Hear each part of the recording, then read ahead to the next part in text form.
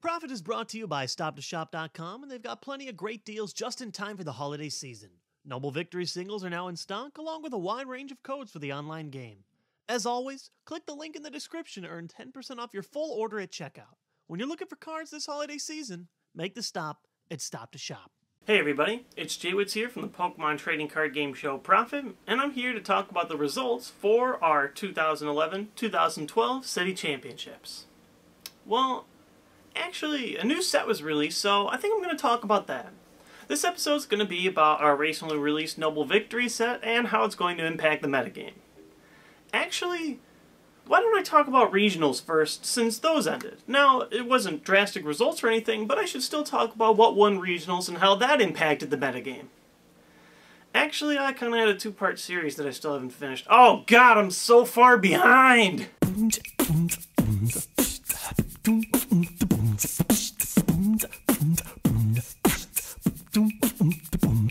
You're Reggie Rocket with the nonsense and my hopes Poke projects. You won't stop till you bob to the top with all the hobbits. Hip with the metagame train, the reigning top kid's at the top of his game, and you can't hit my top fist. You want the best tricks? I suggest you Prof-It.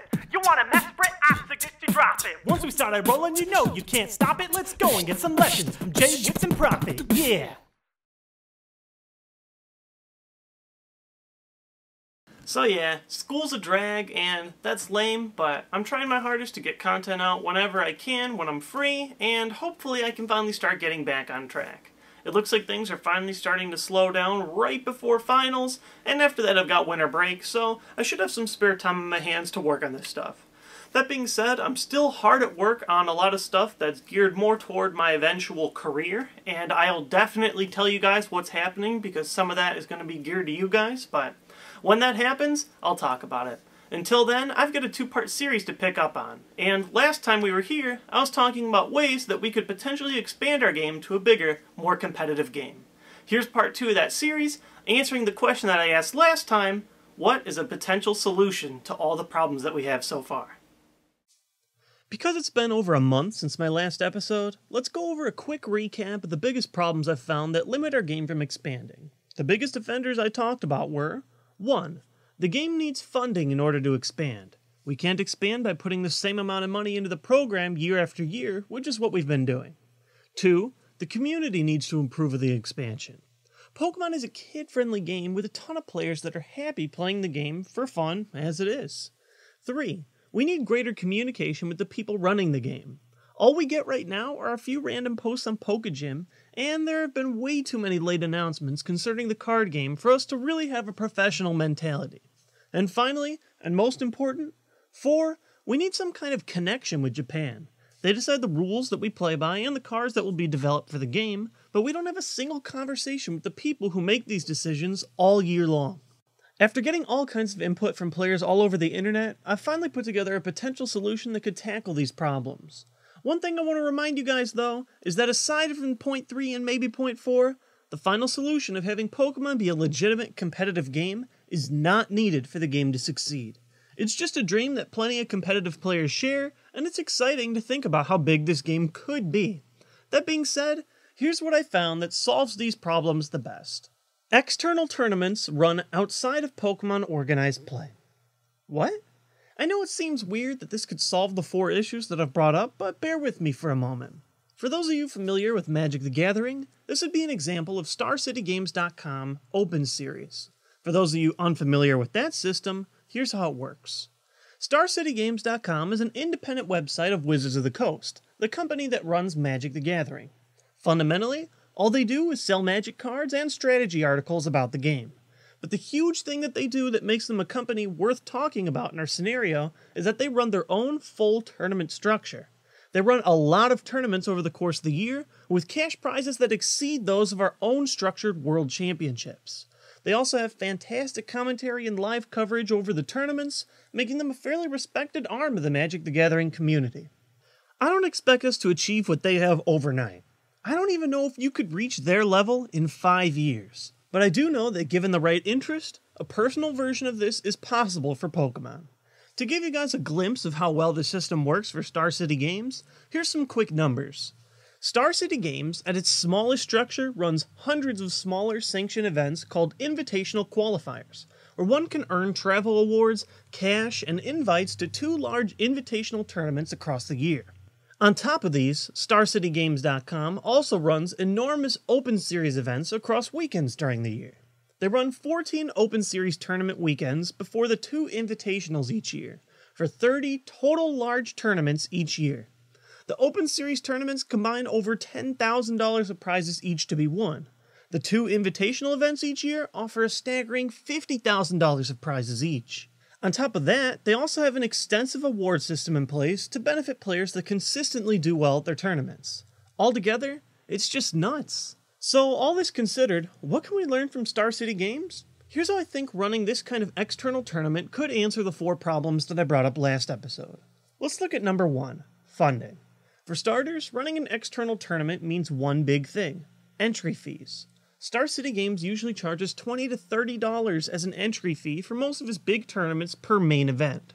Let's be hopeful and say that around 200 players would show up to a similar new Pokemon event. That alone would cover between $4,000 and $6,000 off the bat that could be redistributed into other prizes. On top of that, whoever runs the events will likely be a card shop or distributor, meaning that all business that happens at the event turns into profits for that company. Yes, running an event and providing costs for the venue comes out of pocket, but running a risk with the potential for profit is what business is all about. Pokemon has shown by putting the same funding out every single year into a game that they are not willing to take this risk. So why not give the chance for a group wanting to run it themselves? Looking at number 2 is pretty easily solved as well. If these competitive events are run outside of Pokemon's control, then they won't affect the established audience or events. The official events run by Pokemon will likely remain relatively unchanged, because the people who play for the sake of playing can still play in these free events that are offered from Pokemon.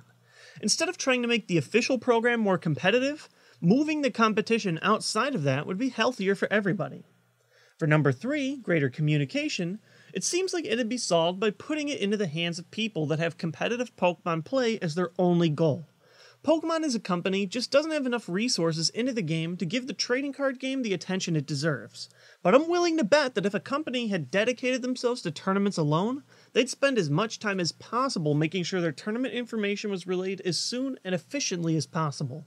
The last problem, connection with Japan, is the only one that won't directly be solved by running external tournaments, but there are still solutions to the problem that could come from it. For example, most of us hate Japan's first turn trainers rule, but have no power to change the rule at all. If an external company was running unofficial tournaments, they'd have the power to change rules however they'd like in the better interest of the game. They could even try out alternate formats, bans, or anything else with the intention to make the game more balanced and challenging. No, it's not quite the same as having direct contact with Japan, but at least it's a partial solution. Altogether, I think an external tournament would be good for the competitive game. Would it take a lot of risk along with trial and error? You bet it would, but altogether, wouldn't it be more exciting? As someone who loves the competitive nature of Pokemon cards, but not necessarily the direction that Pokemon takes at the game, I think that is pretty fun to dream about. I've got about the potential possibility of expanding our game and having a little bit more of a professional feel to an upper level tournament.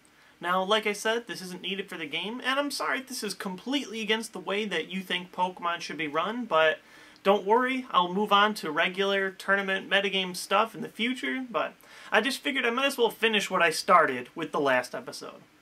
Till then, I've got 2 shoutouts that I'd like to make that are related to what I was just talking about. The first is The Top Cut. Now, they run a show each Thursday, and they have a lot of streaming games, and they do a lot to take this game very professionally, and I really respect that. They're at thetopcut.net, and they've also got a YouTube channel that I'm linked to in my liked channels on my regular page. And I've talked with them about this same subject, and they've got that same dream of someday running The Top Cut tournament type thing outside of Pokemon and having an actual unofficial thing where stuff is a little bit more competitive, and maybe, possibly down the line, there could be better prize funding. Now, like I said, that's down the line. They just share the same dream as I do, so I thought I'd let you guys know about that. And also, big props to Essa of thedeckout.com. Now, one thing that he did very shortly after I released my last video was he released a video of some stuff that he knew about Japan from one of his contacts from there. One of the biggest problems that we have right now is basically no communication from Japan, so hearing even just a little bit, even if it's just a friend hearing from another friend, is nice to hear. Until then, thanks for watching Prof-It, and stay tuned for more videos. Peace!